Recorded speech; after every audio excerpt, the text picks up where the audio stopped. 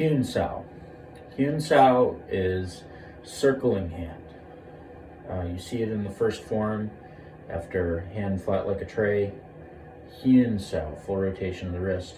You might see it executed like this as well, but the bottom line is that Huen as a concept is this spinning of the wrist, spinning of the wrist, spinning of the forearm, spinning of the wrist, spinning of the wrist, spinning of the forearm. The way that this works is that if you find yourself in a position that you don't want to be on one side of somebody's arms, or some other kind of block, you use this hand to move around that object in a controlled fashion, while also maintaining your control of that other object. So to kind of demonstrate using my own hands may not be ideal. Say this hand is trying to come in at my face. I've got this Tan Sao up. This Tan Sao is covering me, and that's fine, but I can't get around to strike the other person over here. And so what I'm going to want to do is I'm going to want to Huen around and come in. This act of Huening, you see it maintains that contact with the other person's arm as you're doing it. And so you're not losing that bridge, and you're not losing that control on that surface with that, as opposed to maybe just pulling away and going in. We really don't want to like pull away from bridge. We want to maintain bridge. And so if we have made bridge, we definitely don't want to like, do that pull away thing. Our mentality when it comes to this is accept what comes, follow what goes. And when we lose contact, we strike. So that's to say, if I don't feel contact here, I'm going to go in. So that Huen helps us maintain that contact and helps us prevent somebody from coming in on us. We want to maintain that contact. We want to maintain the control. Huen Sao can also kind of be part of what's called a Cow Sao. So say you're doing a upper gan. An upper gan is usually where this starts.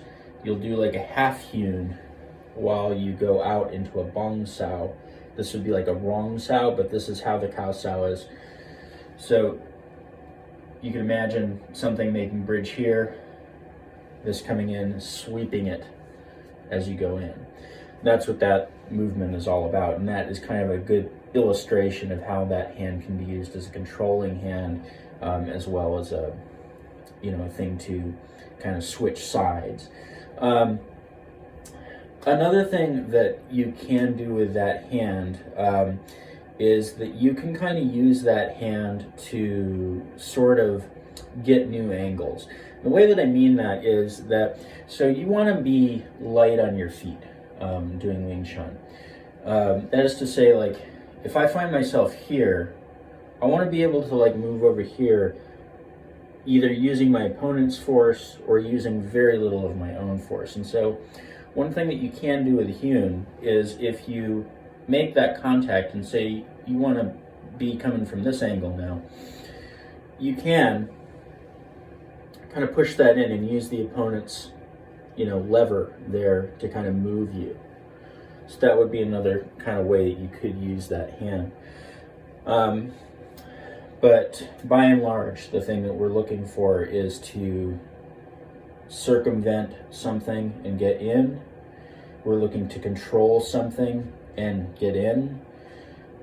We are looking to kind of, use that as a change of an angle of attack, either by just the hand or, shifting the whole body. And we can use it really as a very hard kind of controlling hand with that kind of more Cow Sao movement with that half Huen. You actually see that half Huen in the middle of the immovable elbow section of the first form where we go, this is basically that Cow Sao movement coming in, is this half Huen strike. And that's exactly, how that's kind of envisioned being used. When you're looking at the hands in the forms, you can usually kind of figure out like what was meant by that. So you could imagine, that tan going out, this continuing that bridge coming out to another tan, and then huning and striking. But that's the way that would be used. So that's Huen Sao.